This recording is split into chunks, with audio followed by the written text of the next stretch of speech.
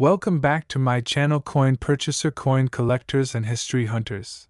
Today we've got something absolutely fascinating, a coin that's surrounded by mystery, legacy, and immense value. We're diving deep into the Edward VII GRA Brit, OMN, REX, FID, DEF, IND, IMP, 1 penny 1911 coin. Yes, you heard that right, 1911 Edward VII. But wasn't he already gone by then? Stay tuned as we uncover this numismatic marvel, its full history, circulation details, and today's shocking market value. Let's start with the mystery. The 1911 Edward VII 1 penny should not even exist. Why? Because King Edward VII died in May 1910, and coins of 1911 should bear the name and portrait of his son, King George V, who succeeded him. Yet, this coin exists with Edward VII's royal title and the date 1911. What's going on here? Is it fake? Is it a mint error? Is it a collector's dream come true? Let's break it all down. First, let's translate the Latin inscription you see on the obverse of the coin. Edward VII GRA Brit, OMN, REX, FID, DEF, IND, IMP. This means, Edward VII, by the grace of God, King of all the Britons, Defender of the Faith, Emperor of India. This royal title was used throughout his reign from 1901 to 1910, but by 1911, the official coinage had already transitioned to George V. On the obverse we see the regal portrait of King Edward VII facing right. The engraving is clean and sharp, with fine detail in the hair and beard, typical of the royal mint's craftsmanship. On the reverse, the classic seated Britannia figure appears. She holds a trident in her left hand and a shield bearing the Union Jack in her right.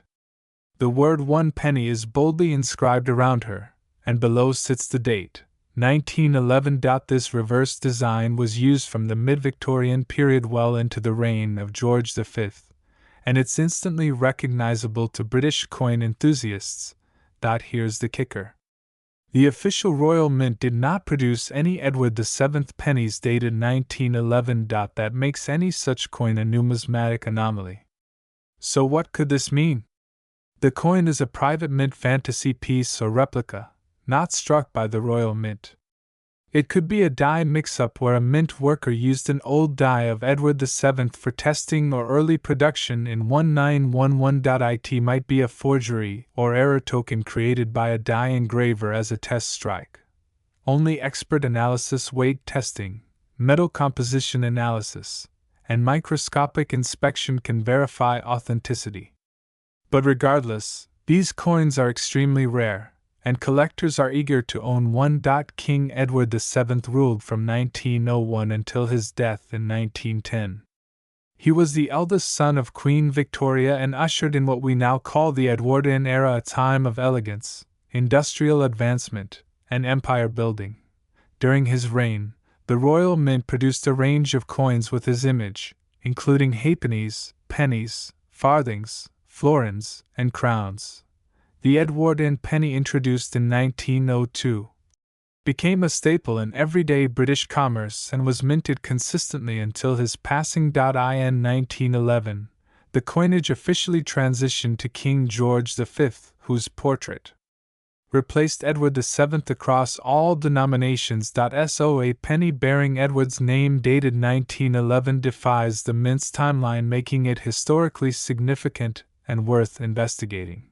Many coin historians believe these pieces might have been privately struck or unauthorized mint tests, which somehow made their way into circulation or collector markets. If authentic, the 1911 Edward VII 1 penny would have followed the standard specifications of its time: 95% copper, 4% tin, 1% zinc, weight approximately 9.45 grams, diameter about 30.8 mm. Edge plain. Now, most Edwardian pennies were struck in huge quantities and saw heavy circulation across the British Empire.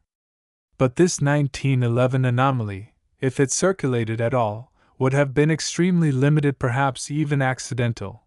Now for the part that really excites collectors' value and worth. If a 1911 Edward VII 1 penny was ever truly circulated, it would have looked worn, possibly with faded lettering or a smooth Britannia, even in a circulated state. A verified authentic specimen could command hundreds to thousands of dollars simply due to its rarity and the historical error behind its existence. Uncirculated or proof-like pieces, if they exist, would be priceless treasures. Private collectors, museums, and even Royal Mint historians would compete to obtain such a specimen. According to auction history and numismatic reports, a well-struck fantasy piece or restrike may sell for between $200 to $800. A verified test strike or mint error from 1911 with Edward VI's bust could fetch between $1,000 to $5,000 depending on provenance and condition. If a certified original specimen was confirmed by experts as authentic Royal Mint production, it could soar beyond $10,000 or more, especially if it's the only known example. Thinking you might have one of these mysterious coins? Here's what to do. Check the details, look at the portrait, date, and lettering. Are they consistent with genuine Edwardian pennies? Weigh the coin, ensure it falls within the standard 9.4 to 9.5 grams range. Test the metal should not be magnetic. Seek expert appraisal. Only a numismatic expert or grading service like PCGS or NGC can confirm if your coin is genuine or a fantasy piece. Remember, even well-made replicas can look convincing to the untrained eye.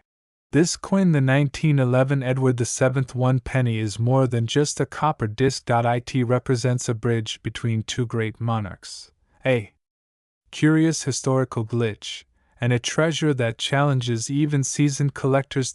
So whether it's a mint test, a fantasy strike, or a rare survivor from a forgotten die, this coin is a true mystery of the numismatic world. If you ever come across one, and just toss it aside. It might just be the key to a forgotten chapter of British coinage history.